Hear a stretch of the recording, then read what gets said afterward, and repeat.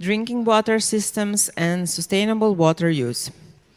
It will feature the innovative solutions in the water sector which were selected through the European Water Awards. Please welcome to the stage Mr. Abdullah Bogari, Chief Executive Officer of GI Aquatech Saudi Arabia.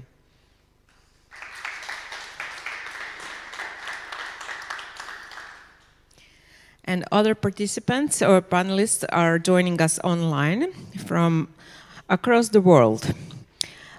Please welcome Mr. Carl Jr., founder and president of Amazon Airwater from Brazil, and Mrs. Ana Levy, director of international relations at O Amazon Airwater in Brazil. And from Japan, Mr. Toshiyasu Ichioka, director of RIKEN Europe office. As part of this discussion, we will also hear from Mrs. Tatjana Kikec of Slovenia via a short video presentation about the Let's Flow Together Action Days for the Mura River project. And the panel will be moderated by Mr. Milin Patel, Bled Water Forum advisor. Right. Good afternoon, distinguished ministers, first ladies, first gentlemen, ambassadors and honoured guests and colleagues, and also a big thank you to the team Bled for getting to this point of panel 3. Hope everyone's had a nice lunch. I think on this panel it's going to get exciting because we're actually talking about real world solutions. So I think it's very important also to say thank you to Marco and Patricia for making this happen. I've been working in the water technology field for now 24 years, and this is the exciting element, because there's always conversations, research, but this is the time where we have great technologies and moving these forward to the people and communities that require this. So this panel will be discussing technologies and supporting the innovations shaping the future of water, and to support the European Water Award ceremony, which will be at the magnificent Lake Bled at 8:30. So this is the pre-run-up to this.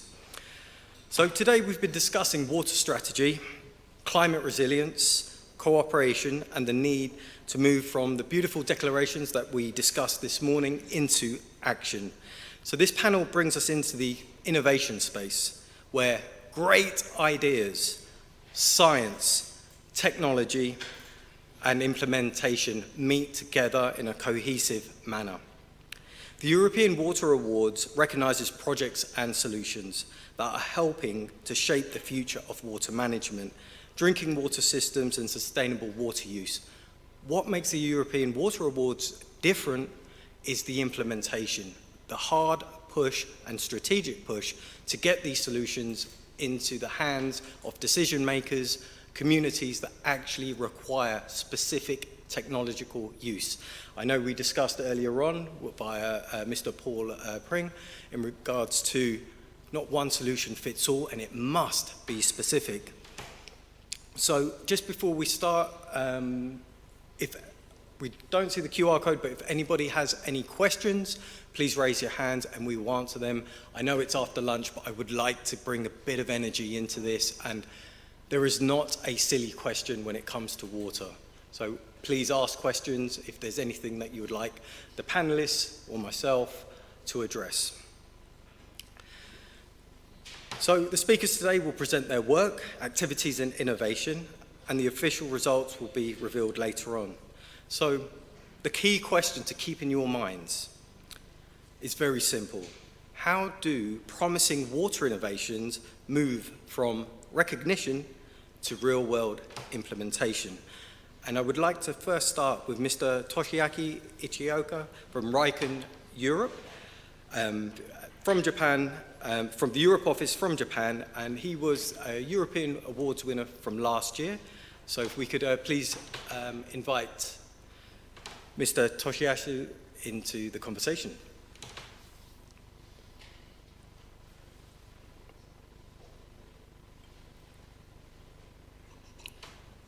Do you hear me well? Perfect. Thank you very much for the introduction. Dear Dr. Aleš Musal, First Gentleman of the Republic of Slovenia, dear Mr. Marko Galic, co-founder of the Bled Water Forum, distinguished guests and friends, good afternoon. My name is Toshiyasu Ichioka, representing Japanese National Science Institute, RIKEN, in Europe, Africa, and the Middle East. Last year, one of our prominent researchers, Dr. Takuzo Aida, and myself had the pleasure to participate in the Bled Water Forum, where Takuzo received the European Water Award. So it was not me, actually. It was Dr. Aida who received the award. And it is a pleasure that he can share the latest developments of his research on supramolecular chemistry in the following recorded presentation. I believe you have been having a great conference, and it is a pity that we could not be with you this year. And I do miss unique experience of tasting different waters from last year. I wish you all the best with the rest of the conference, and thank you. And now please enjoy the presentation by Takuzo.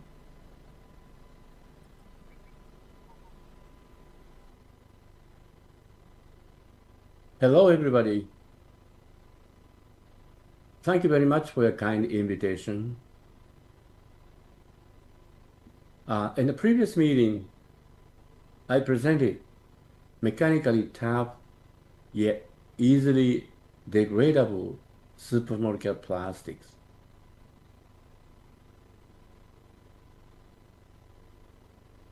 This paper was published in late 2024, and where we highlight that we don't form any microplastics, and also you can do a closed loop recycle. So this is an ideal plastic in the future, in the near future. Then today I'm going to tell you what progress we have made so far.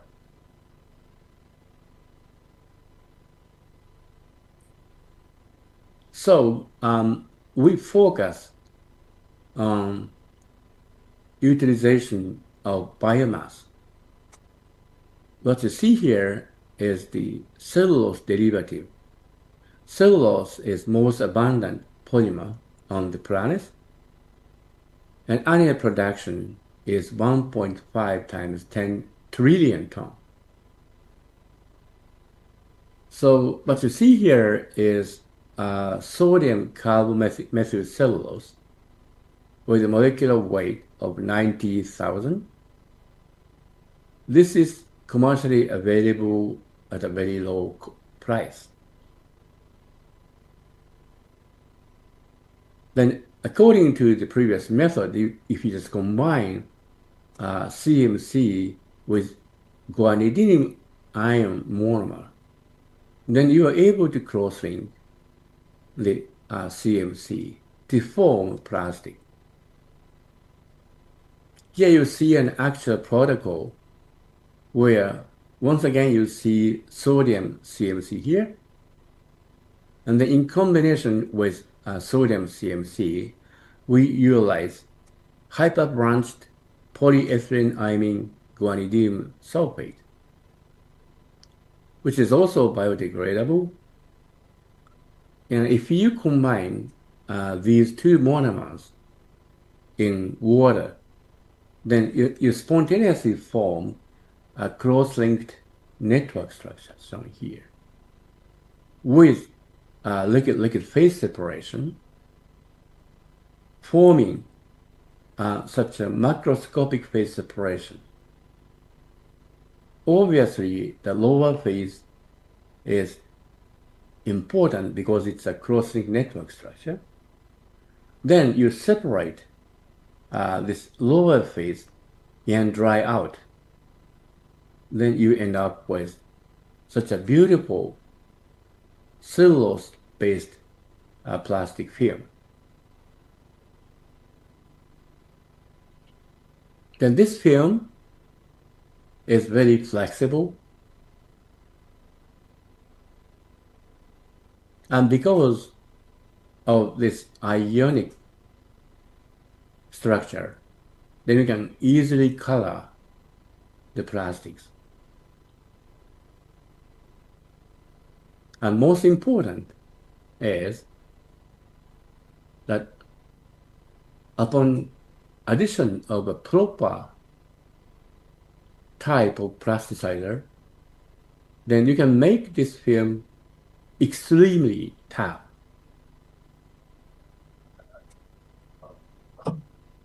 The thickness is 0.07 millimeter. Then I was able to tell the film. But if you make the 0.1 millimeter thick film,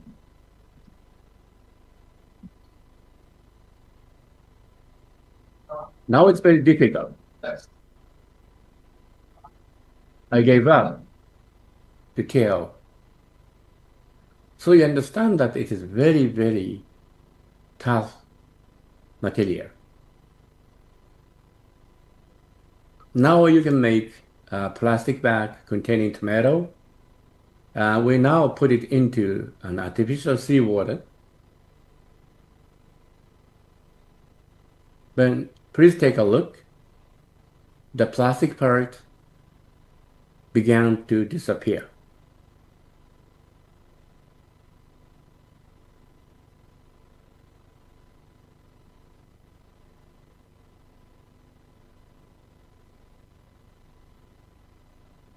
Yes, now you don't form any microplastic, as in a similar case, previous case.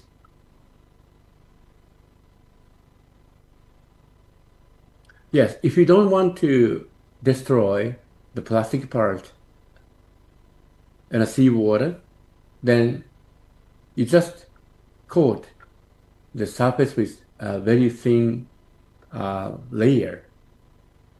Then you can perfectly protect this plastic against decomposition.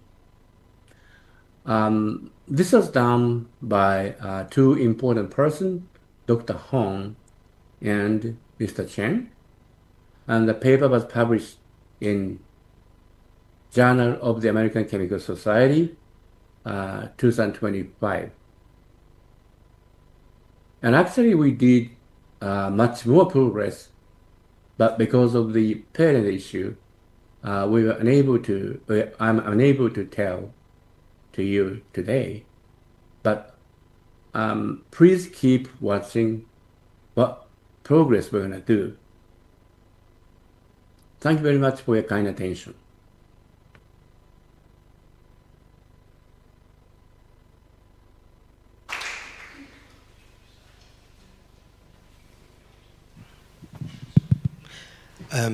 Thank you for that video. Absolutely amazing. Something that pollutes our planet continuously and does not degrade to a cellulose-based product that could be the future of what we could replace with plastics. I think that's absolutely amazing. Is Mr. Toshiyasu still online? Yeah, okay. Just a quick question, and I think this is an important question because there's amazing research and development with this. Mr. Toshiyasu, how can, based on your knowledge of working in this field, how can governments, utilities, and investors distinguish between technologies that are evidence-based and those that are just simply well-marketed? What direct answer to this? Okay, sorry.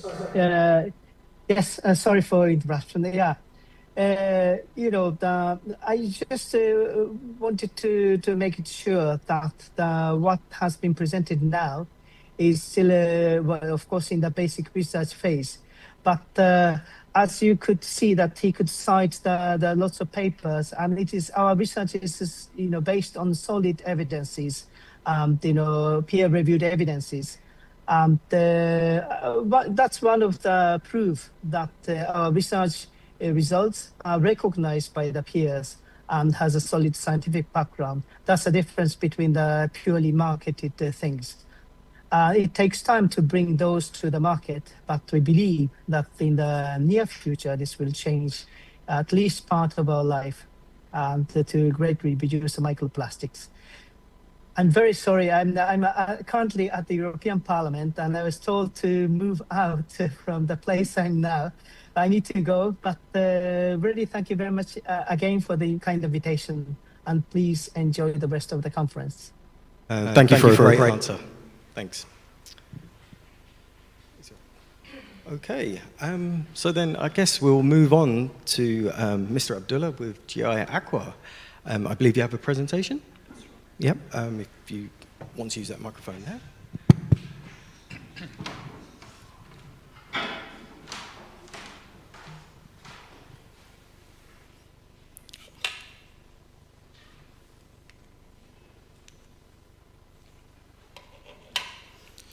Right, good afternoon, everyone.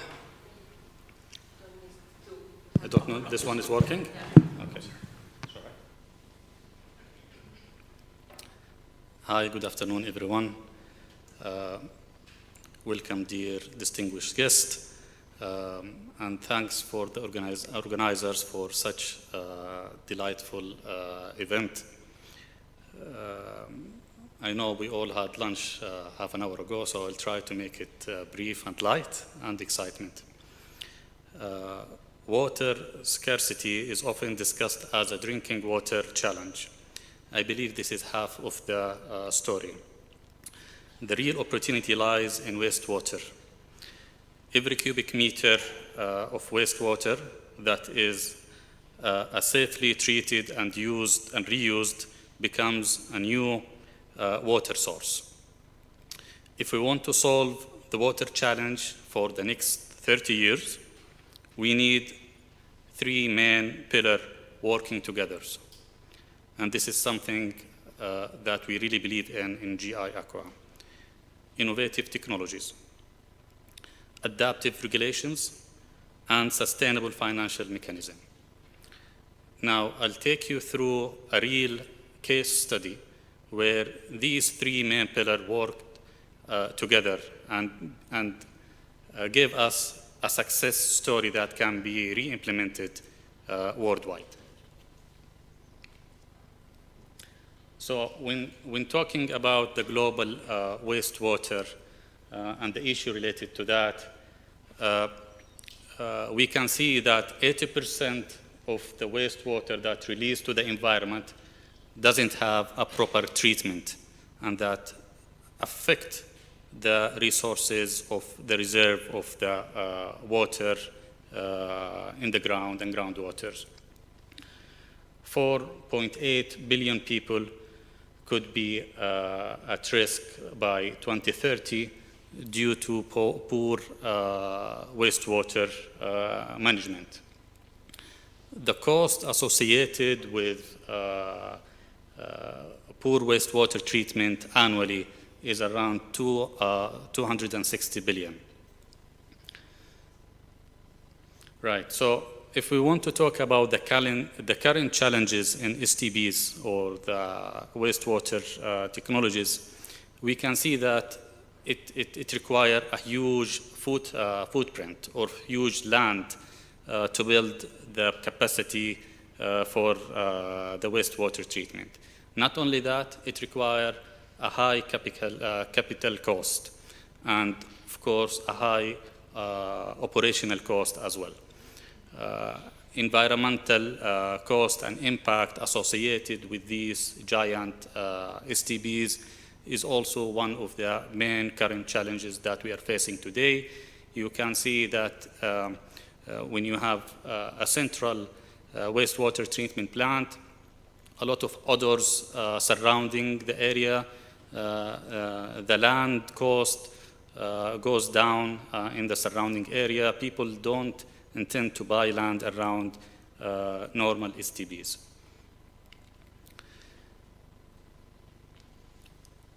One of the other challenges associated with STBs is the heavy infrastructure So to build a wastewater treatment facility, you don't only invest in the wastewater treatment plant, but you also invest in the network for the wastewater treatment plant. So a heavy infrastructures for collecting water and returning water as well. Other limitations and challenges related to the current STBs, and this is very important because I'm gonna compare the new innovative technologies to the current challenges we're having today. So the high power consumptions, normal STBs or traditional STBs require a lot of power because it relies on activated sludge or bacteria, and that bacteria require a huge aerations or oxygens. So it is powered by oxygen, and this requires a huge power. Now, the traditional STBs uses bacteria, and we call it a biological treatment process. So when the bacteria dies for different type of reason, you have or you feel that odor, or you smell that odor around the STBs. And this is very common when the wastewater treatment plant have inflow of water or wastewater that cannot be treated. Of course, the large footprint for the wastewater plant. Now, I want to move also about to the limitations. For the limitations, one of the main limitations for the normal STBs is the fluctuations in the inflow. Normal STBs is built on a minimum inflow. For example, if we build 100,000 cubic meter of wastewater treatment plant, you need a minimum 30% to run that wastewater treatment plant. If you don't have that minimum inflow, then the wastewater treatment plant will not work. And this is the normal way how the bacteria work. Other limitations come with the removal of heavy metals. So normal wastewater treatment plant does not remove heavy metals. And this is a real issue because heavy metals goes down to the irrigations or goes down to the other streams after treatment. Now I'll try to move faster. Now, what is the G-Nano or the new era of wastewater treatment plant? We've been talking earlier about the innovations. My colleague Paul explained it in his presentations. Basically, we're introducing a new nanomaterial, and that nanomaterial can encapsulate different elements, organic and inorganic, and store it and then settle it down. The picture you see here is a microscopic or microscopic pictures for the nanoparticles. Okay, I'll try to move faster. So this is just a quick video how the technology work, but I'll also try to skip that one. So main advantage. Now, the main advantage of the new advanced technology for GI Aquatech is the plug and play. Advancement in populations, real estate is moving very fast. You need infrastructure, you need network. Sometimes you are developing faster than the infrastructure itself. So having a reliable technology that can be plug and play and treat right away is not a luxury, is an essentials. Of course, we don't, it is a very fast treatment process. So in 20 minutes, you can have a treated water coming out of the technology. It is very energy efficient. It is 0.02 kilowatt hour per meter cube, and that is around 70 to 80% less than the traditional wastewater treatment. Of course, a very small footprint compared to the traditional. We are saving around 90% of the land compared to the traditionals. It is odor-free. It doesn't have any odor because it is non-biological system. and it can be adaptive to fluctuations. So you need to worry about minimum inflow to the system. It can be on and off based of the utilizations of the client or of the need of the situations. Now, this is a summary that I already explained. So 90% saving in land, expected CapEx saving 30 to 40% compared to the traditional, and OpEx saving around also 16%. When we talk about advanced technology, we talk also about the implementations about these technologies. It's not only about you introduce the technology, but about how you can implement it. And here in GI Aqua, we have different solutions or different mechanism of implementing the technology. We have a mobile wastewater treatment plant. We have a portable as well wastewater treatment plant, and new generations that can be underground treating the wastewater, and you can have a landscape above it. And also we can work with the existing wastewater treatment plant where we can upgrade the current capacity or the current asset to double or triple or 4 times the current capacity of STPs. Now, here is the exciting part. Real cases that have been implemented.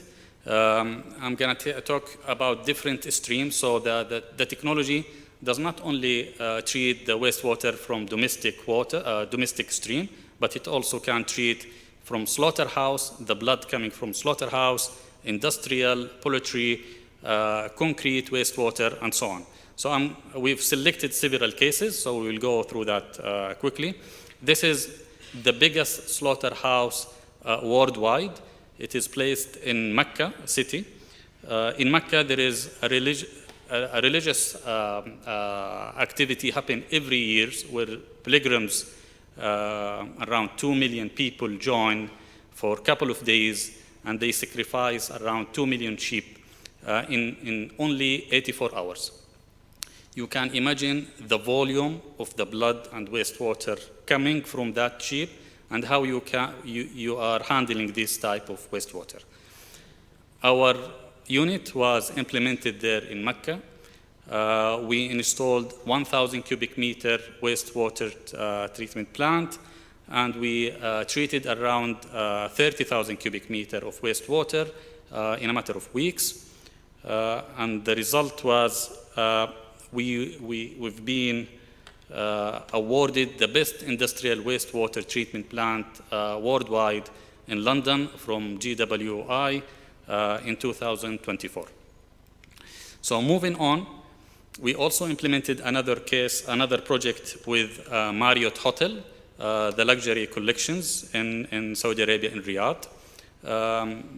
This is another example my colleague Paul explained, where he was our client at that time. So this became an iconic project, and after a year of implementation, Marriott came to us and said, we want to have a 10 years contract for operation and maintenance, and now we are discussing how we can expand the collaborations with the other chains of Marriott. Al-Razin plant expansion in Abu Dhabi. This is an example of an existing facility. So the facility was around 4,000 cubic meter, and they wanted to expand it to 9,000 cubic meter, utilizing the same space or the same land. If you see here on the right side, the blue rectangular area, this is 5 modular STBs. Each one is 1,000 cubic meter that upgraded the whole capacity of the plant from 4,000 to 9,000 cubic meter. Now, the iconic part is when you build an STB, normally you do it over a period of 12 to 18 months. And this is normal because it has a lot of infrastructure, concrete, basin, and civil work. We delivered the 5 unit and installation and did the commissioning in less than 25 days. 25 days, and the plant was upgraded to more than its double capacity. This is a video showing the project in Abu Dhabi.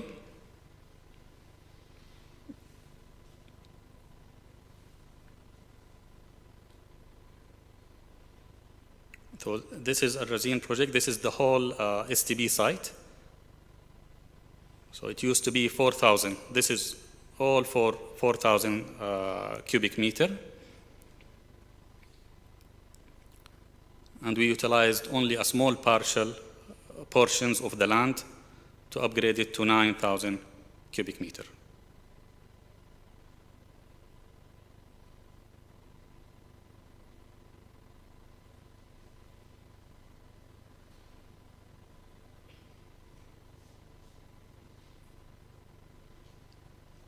Okay.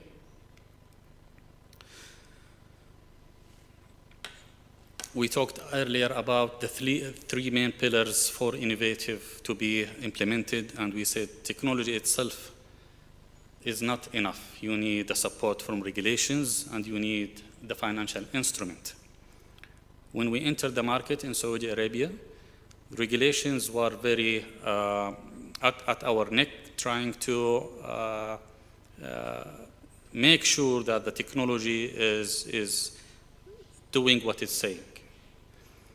So they ask us to supply one of our units to existing plant and leave it to the authority to make test on the quality, and they push it to the limit and see how it's gonna work. We did that. We gave them the unit a couple of weeks. They've been doing 3-4 tests every day, and the result was outstanding. We get the certificate from the Saudi water authorities, and the unit being approved as a new wastewater treatment technology in Saudi Arabia. And now we are expanding that and sending the technology to the region. One funny part in this trial. You see the truck of SWA. This is the laboratory truck to take the samples. It is bigger than our container. Not only that, when we implemented our container, we plugged our electrical unit to the existing breaker. SWA truck or laboratory had more power requirement than our whole STB. So they could not be connected to the breaker, and they asked for a separate generator to run their truck.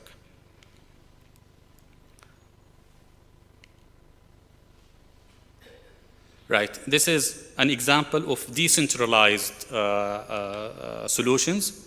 We always say that if we want to move faster in developing wastewater, let's not rely on centralized solutions. Let's move to decentralized solutions, save on the capex of the infrastructure, of the network, and save also on the emissions. This is an existing project in Saudi Arabia, in Jeddah, where there was a community of 6,000 residents with full internal network in the district. But the national network will require 3 to 5 years until it gets connected to the district. The authority asked for our unit to be implemented, so we are treating the whole wastewater, and we are giving back the water for irrigations and landscaping in the district. And this is one of the key projects that we are very proud of. I'll try to move fast. So we have other industrial projects in Saudi Arabia. This is a short video showing how we envision the future of wastewater treatment plant.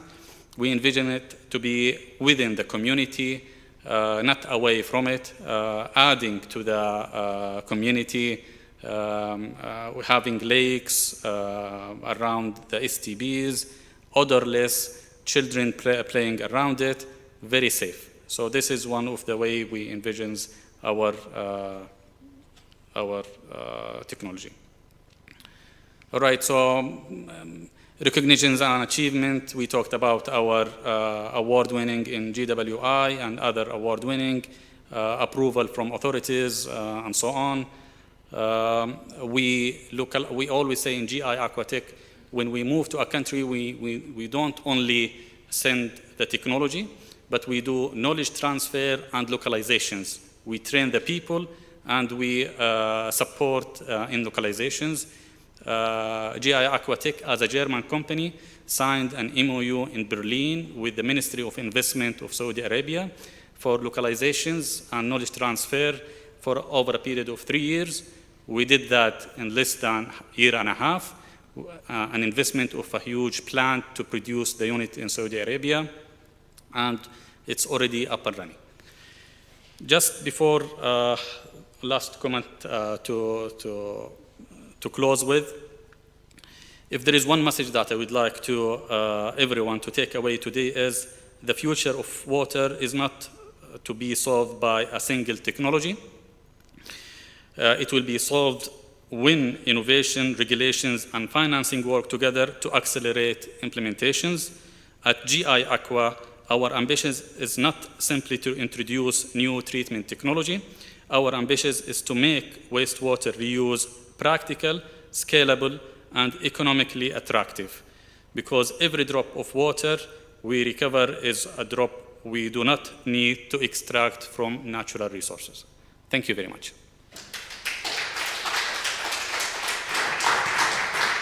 So, fantastic presentation, thank you. My takeaway from this was, it's very clear we do not need any more pilot projects and trials. It's about solutions that can be deployed quickly and deliver measurable results.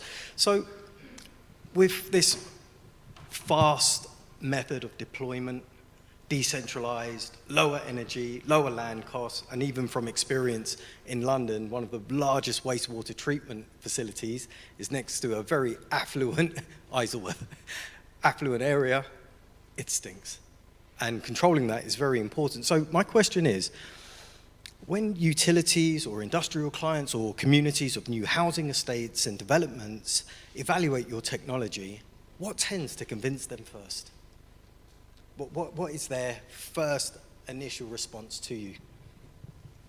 Very good question.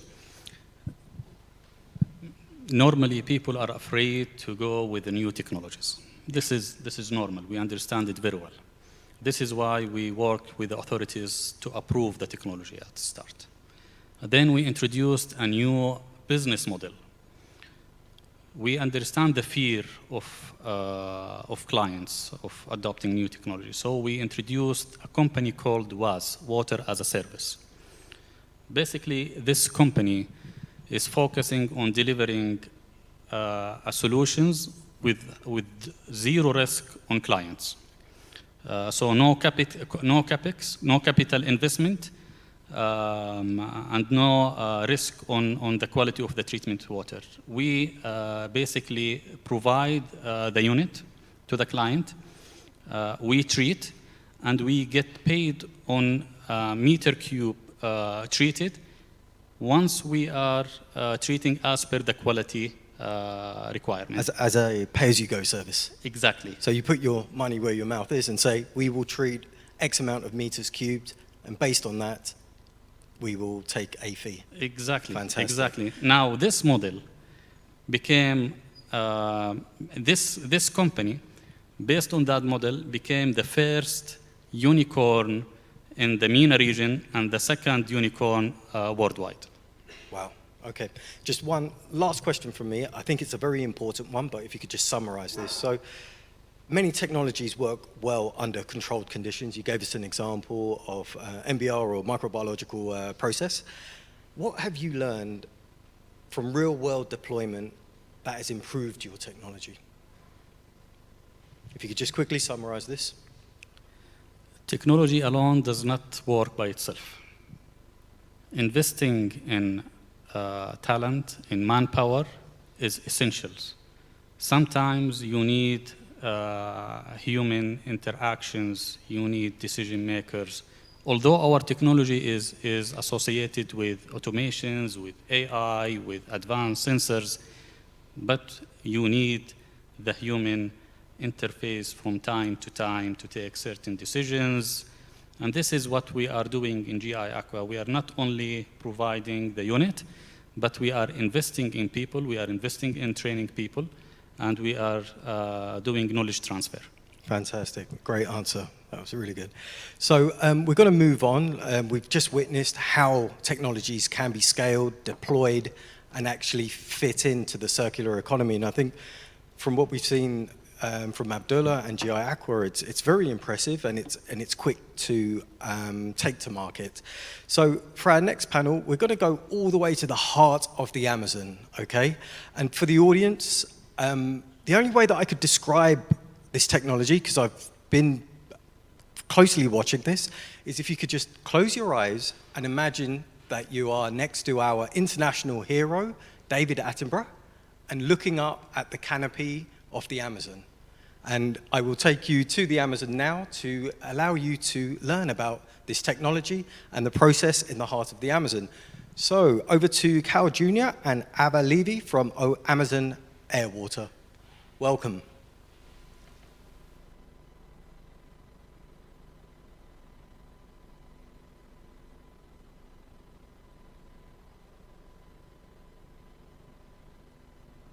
You're on mute. Hi, sorry. So good afternoon, ladies and gentlemen. Thank you, Milin. And we are sharing with you a bit of Brazil, a bit of the Amazon rainforest. And can we put the video first, Milin? There is a video. The Amazon Airwater emerged from a mindset based on its founder Cal Jr.'s search for sustainable business solutions. Always attentive to market innovations, he saw an opportunity when he learned about a new technology that produced water from the air. After some time investing in market studies and possible sustainable applications of this new technology, he created A2BR Águas do Ar do Brasil, a research and development company started in 2010 with the aim of implementing the technology of producing water from the humidity in the air. This is how Amazon Global Corporation was born, a company that, through this innovative technology, with no environmental impact, removes and rewards water from the transpiration of the trees in the Amazon, which form the flying rivers, exports it to a highly exclusive market in the world, and with the results contributes to the conscious sustainable development of the Amazon region in which it is undertaking business.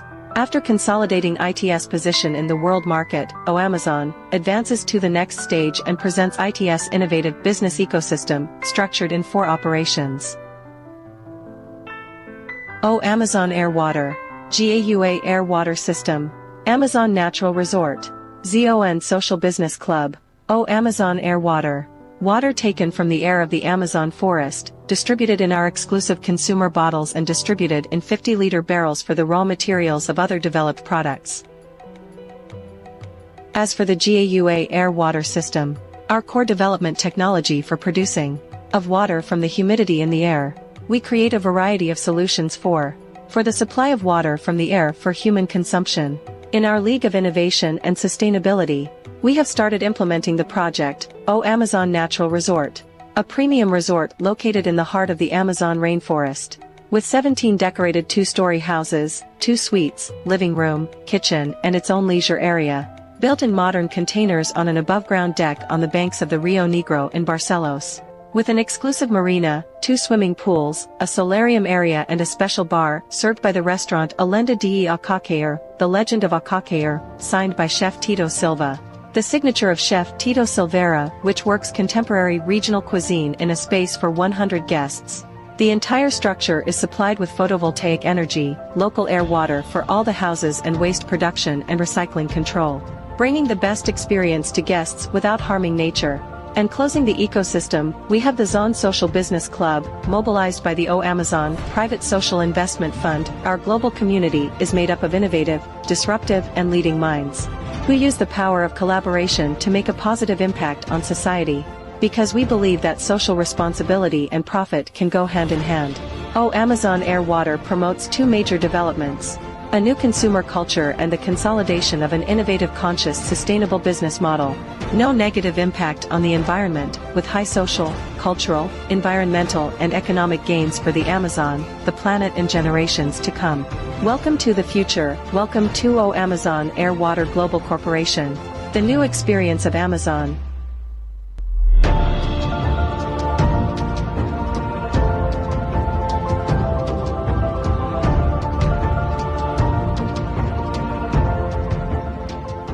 Thank you for the inspiring video there, Anna. For the respect of time and the panel, I have a very direct question. So, you know, we fall in love with this. The Amazon is one of the most powerful environmental symbols on Earth. It's the lungs of the Earth.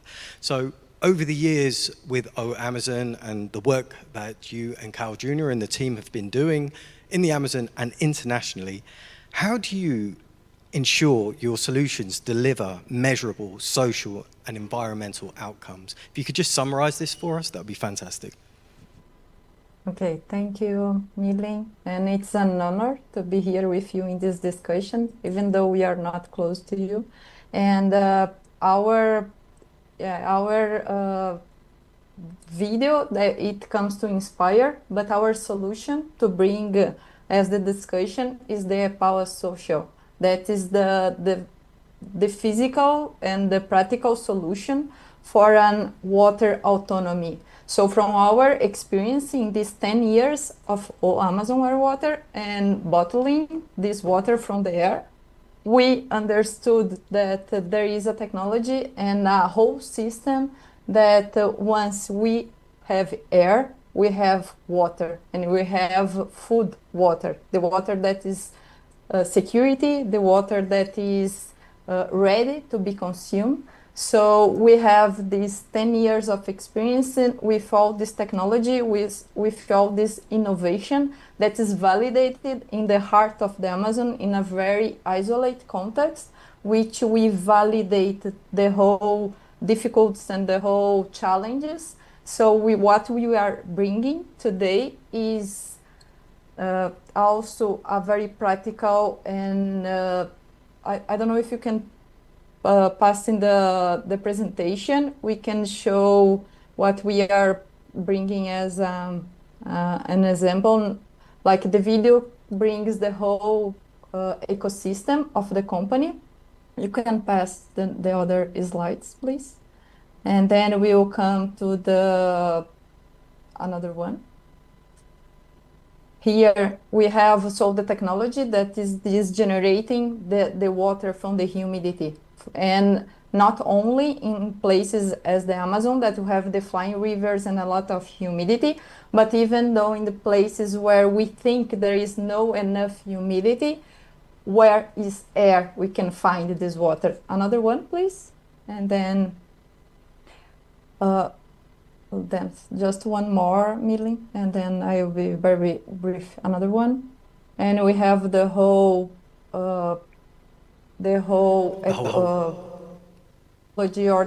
proposal. That is not only the technology isolated, but the whole understanding what is needed to have this autonomy and to have this safety for the water. So Anna, just high-level numbers since 2010. How many communities, how many schools have you helped to access clean water? Children going to school, communities accessing water, because I hear in the Amazon, yes, it's water rich, it's dense, it's lush, it's green, but access to water without these technologies has become harder. So if you could just give us an overview of how many communities you've helped and lives that have been changed. Okay, Milin. So our base, or the images that you have seen in the video, it's from Barcelos. It's in a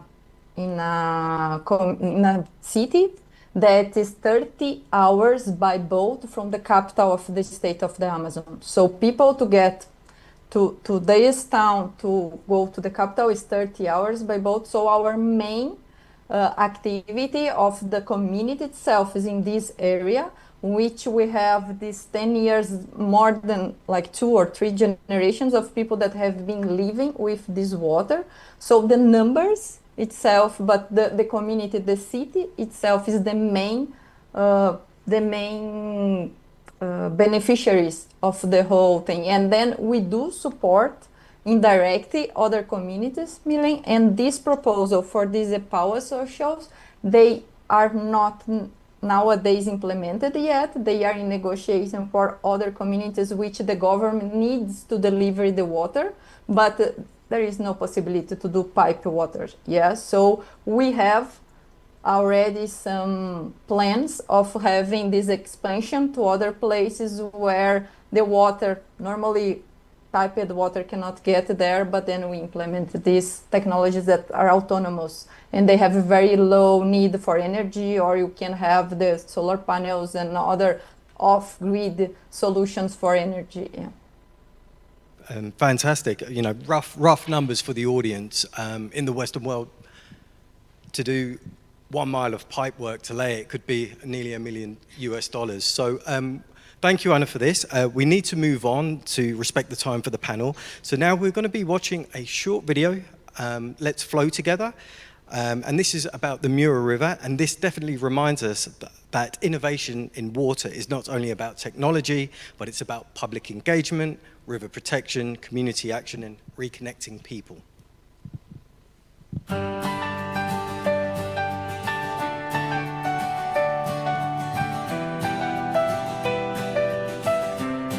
Let's flow together right now in great harmony. Let's flow together, one river, one future, one voice.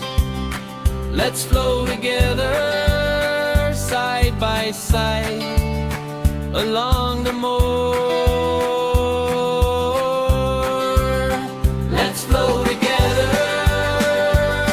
from Austria to Slovenia. Let's flow together, keeping nature strong and alive. Let's flow together with open hearts and open minds. Let's flow together, united by the river's song. Let's flow together, creating waves of peace. Let's flow together, connected by the pulse of water. Let's flow together, listening to the voice of nature.